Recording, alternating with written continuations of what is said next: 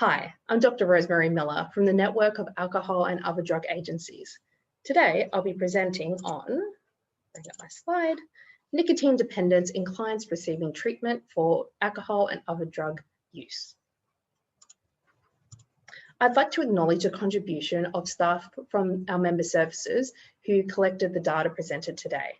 And I'd also like to acknowledge the Gadigal people of the Eora Nation upon whose land the NADA office is situated.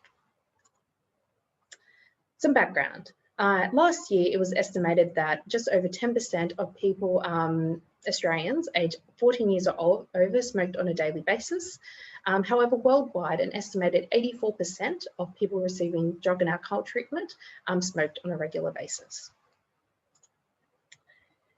In the NADA base, which is the data management system used by NADA members services, there are several measures that are classed as the client outcomes measurement system. And today we'll be focusing on nicotine dependence, or the questionnaire that indexes nicotine dependence.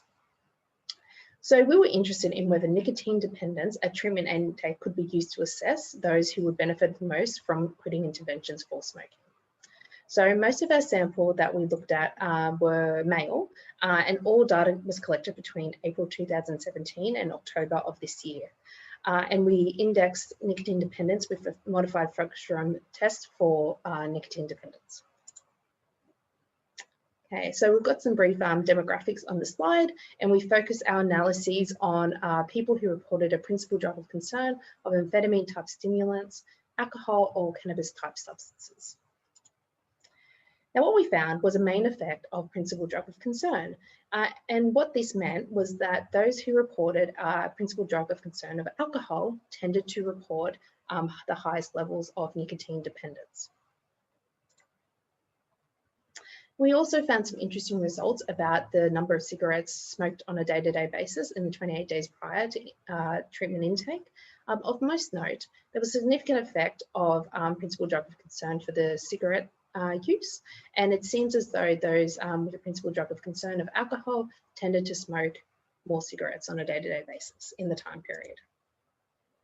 So this could indicate that clients who report a principal drug of concern of alcohol may benefit the most from interventions for quitting smoking during their treatment.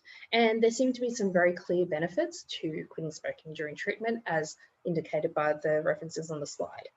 Some of our future plans include looking at the data for other principal drugs of concern, polysubstance use, and also any follow-up data.